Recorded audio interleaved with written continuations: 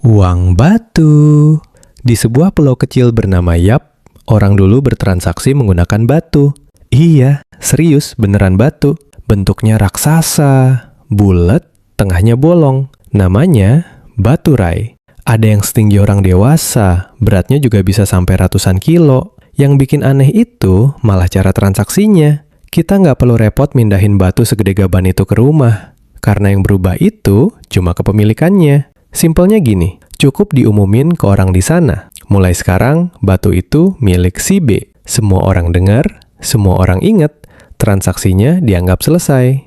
Pernah juga ada satu batu yang mau dipindahin pakai perahu. Di perjalanan, batunya itu malah jatuh ke laut, tenggelam, dan gak kelihatan lagi. Tapi, batu itu tetap dihitung sebagai uang, karena semua orang masih ingat ceritanya. Selama satu kampung sepakat, uangnya dianggap masih ada. Uang kerang. Kalau tadi ada uang yang kegedean, yang satu ini justru kecil, cantik, dan gampang dibawa. Namanya kerang kauri. Dulu, ini adalah uang paling populer di dunia. Dipakai di Afrika, Asia, sampai Eropa. Tapi kok bisa kerang jadi duit? Mungkin karena bentuknya unik, susah dipalsukan, dan nyarinya pun nggak gampang waktu itu. Jadi, kalau kamu punya sekantong kerang ini, kamu bisa dibilang orang kaya.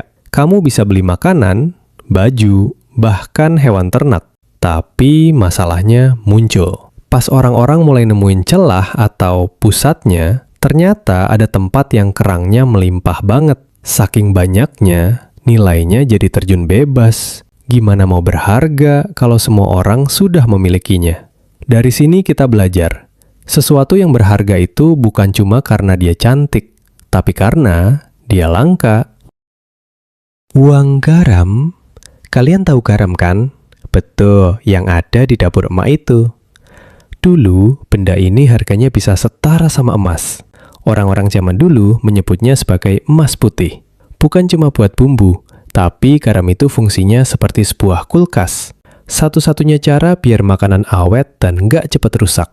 Karena perannya yang sepenting itu, Kekaisaran Romawi sampai menjadikan garam sebagai alat pembayaran resmi untuk prajuritnya. Istilahnya salarium. Dan itulah asal-usul kenapa gaji kita sekarang disebut sebagai salari. Jadi, kalau dulu kamu nggak punya simpanan garam di rumah, itu sama saja kamu nggak punya tabungan buat masa depan. Karena di zaman itu, garam bukan sekedar penyedap rasa, tapi satu-satunya jaminan biar kamu nggak kelaparan. Uang teh. Biasanya kita ngeteh buat santai sore kan? Tapi di China dan Mongolia zaman dulu, teh itu adalah uang yang sangat berharga. Bentuknya unik banget. Tehnya dipadetin sampai keras banget kayak batu bata. Sengaja dibikin begitu biar gampang dibawa kemanapun. Misalnya kalau lagi perjalanan jauh, lewatin gunung atau padang pasir. Balok teh ini bisa dipakai buat beli apa saja. Bahkan nilainya hampir stabil daripada logam. Karena kebanyakan orang di sini butuh teh. Tapi ada satu hal yang paling keren. Kalau kamu lagi di perjalanan dan tiba-tiba merasa nggak enak badan atau kehausan, kamu tinggal potek sedikit uangnya, terus diseduh dan jadi minuman hangat. Bayangin, punya uang yang nggak cuma bisa disimpan, tapi juga bisa diminum dan bikin badan jadi lebih segar. Uang keju. Tahu kan keju yang suka jadi topping di martabak? Nah, kalau di Italia itu ada keju Parmigiano Reggiano. Dan harganya tuh sedikit nggak masuk akal. Saking berharganya, ada bank di sana yang ruang berangkasnya bukan isi uang kertas, tapi penuh sama roda-roda keju megalodon yang ditumpuk rapi, kayak gudang amunisi versi makanan.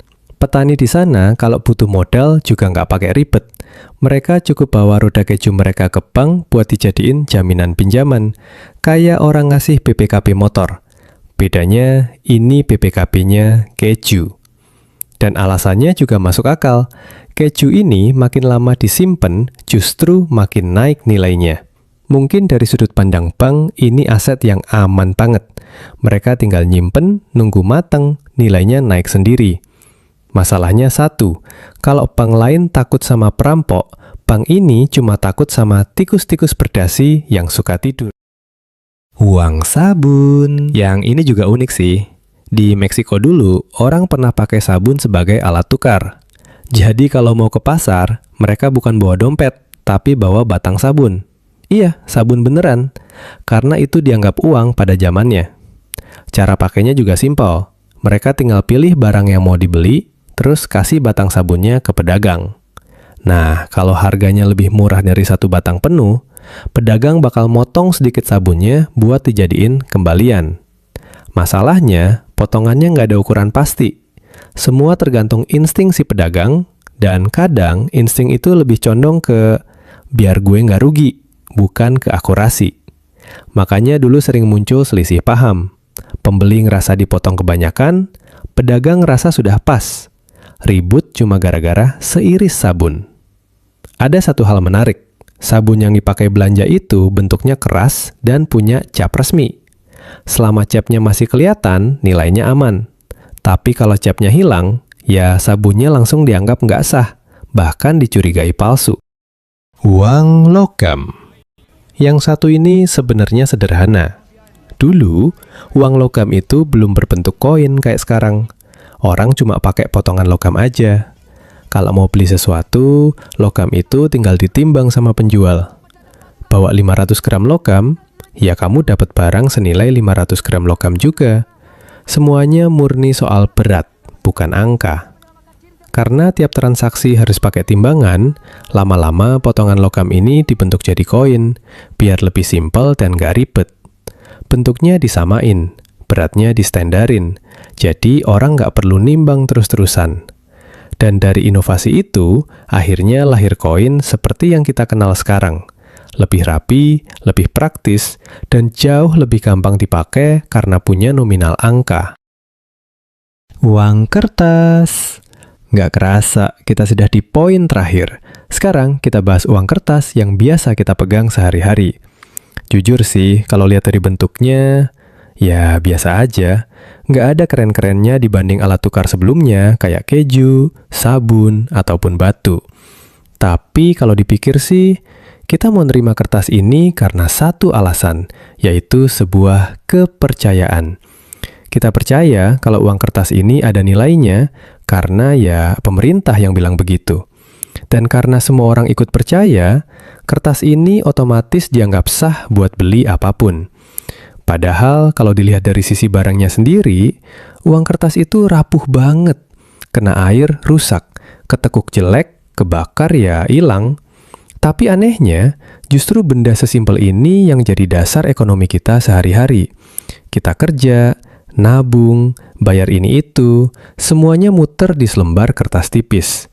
Kadang bikin mikir juga, dari semua benda aneh yang pernah manusia pakai sebagai uang, ujung-ujungnya kita berhenti di kertas. Dan entah kenapa, ya kita semua nerima aja. Tapi menurut kalian, dari semua yang tadi kita bahas, mana uang yang paling unik? Dan kalau kalian bisa milih, kalian pengen nyobain hidup pakai uang yang mana? Tulis di kolom komentar ya.